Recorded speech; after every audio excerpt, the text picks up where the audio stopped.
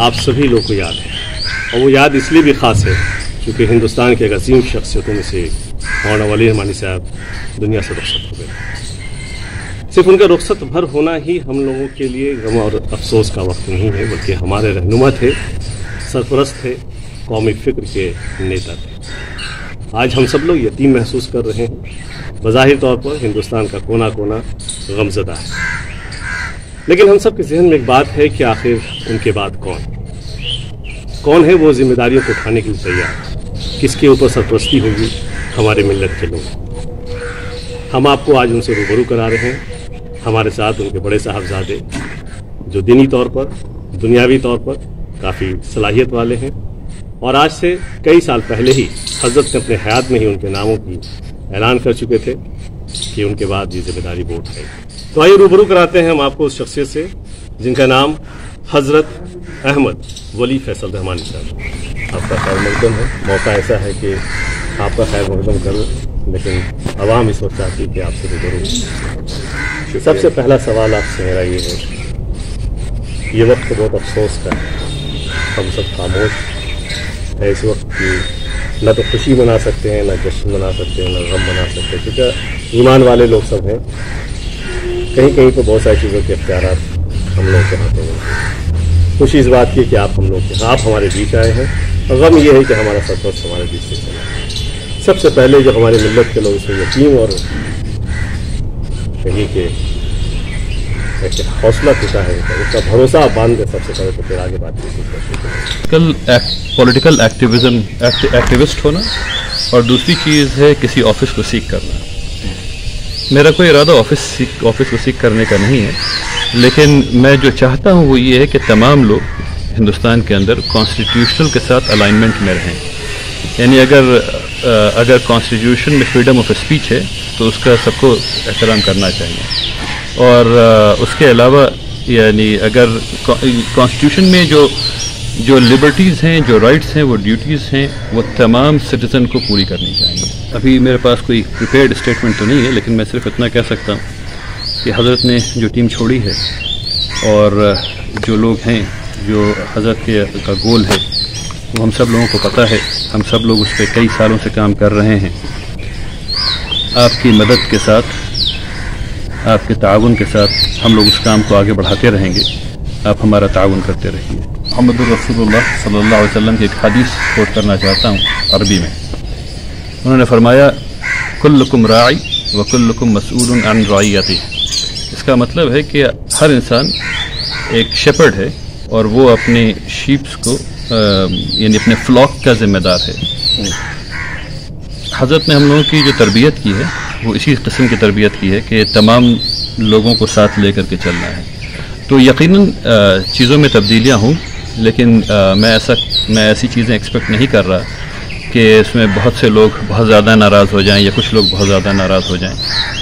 मैं ऐसा समझता हूँ, चूँकि मैं इन तमाम कामों कर रहा था, तो नाराज़गी वाली कोई बात ऐसी होनी नहीं चाहिए। और मुंगेर की आबादी या कहें पूरे बिहार हिंदुस्तान की आबादी, हम सब की एक मिलती जुलती आबादी, गंगा जमुनी तहजीब की आबादी। इस इदारे में जो हमने देखा और लोगों ने महसूस और एहसास किया है कि सिर्फ मुस्लिम कौम ही नहीं, गैर मुस्लिमों का ही बहुत भरोसा रहा है। वजह हजरत की वो रहनुमाई, चाहे वो कोई भी शख्स किसी भी ज़ात किसी भी धर्म का हो, हजरत उसके लिए हमेशा लड़े और उनके हक की बात। और कई हमारे साथ फाउंडेशन से जुड़ी चीज़ें, मिसाल है आई ऑपरेशन है, आपका खुद आपका इंस्टीट्यूशन है जहाँ तमाम कौम के बच्चे पढ़ते हैं। ये चीज़ें कायम बनी रहे, ये मजबूती के साथ और मजबूत हो, क्योंकि देश के हालात जिस हिसाब से हैं, इसके लिए क्या और नया कर सकते हैं? आपकी सलाहियत पर तो किसी को शक व शुबा है, क्योंकि आप हिंदुस्तान से बाहर अमेरिका ऐसी कंट्री में एक बड़ी जिम्मेदारी को निभाया है। अल्लाह ताला ने आपको इंग्लिश की उसी तरह सलाहियत दी है, और मिस्र के इदारे से आपने अरबी लैंग्वेज में लिटरेचर लैंग्वेज पर अच्छी स्टडी की है। अरबी हमारे कौम की ज़रूरत भी है इस वक्त, और दुनिया का 1/4 हिस्सा अरब लैंग्वेज पर बेस्ड है। हमारे इस इदारे के या हिंदुस्तान के इदारों से जो अरबी लैंग्वेज के लड़के निकलते हैं, उनको एक अच्छा ओहदा मिल पाए, प्रोफेशनली वोकेशनली कोर्सेज से वो स्ट्रांग हो पाए। क्या ऐसी कोई कोशिश है? क्योंकि हज़रत ऐसा चाहते थे हमेशा। हज़रत एक प्रोजेक्ट पे काम कर रहे थे जिसका नाम है दारुल हिकमत, और दारुल हिकमत में तमाम साइंसेस पढ़ाई जाती हैं, यानी कि उसका इरादा ये है कि वहाँ फ़िज़िक्स, केमिस्ट्री, मैथमेटिक्स, बायोलॉजी, ये तमाम चीज़ पढ़ाई जाएगी, और बच्चे जो हैं वो 12th ग्रेड से पास करेंगे अरबी के साथ। तो ये काम ऑलरेडी हो रहा है। एक सवाल आपसे ज़ाती तौर पर दे रहा है, इस इदारे के कई खंबे हैं और उस खंबे में एक खंबा आपका भी, बड़ी जिम्मेदारियों को आप लोगों ने बड़े अच्छे तरीके से निभाया। वो खंबा और मजबूत हो पाए, इसका और ब्रांचेस हो पाए आगे, उन लोगों को भी कुछ जिम्मेदारी दे दें। यकीनन यानी कोई भी बड़ा काम किसी एक आदमी से मुमकिन नहीं है। यानी हम लोग बड़े लोगों को जानते हैं, मसलन हिंदुस्तान के अंदर हम लोग गांधी जी को जानते हैं, लेकिन जब भी गांधी जी की बात करते हैं तो भूल जाते हैं कि पीछे मौलाना अबुल कलाम आज़ाद भी थे और नेहरू साहब भी थे, और जितने लोग थे वो सब मिल करके गांधी बने थे। गांधी अकेले आदमी का नाम नहीं है। अगर ये लोग नहीं होते, अगर इतने एमिनेंट फॉलोअर्स नहीं होते तो क्या गांधी जी होते? कह सकते हैं कि हिंदुस्तान से बाहर गुजरा है।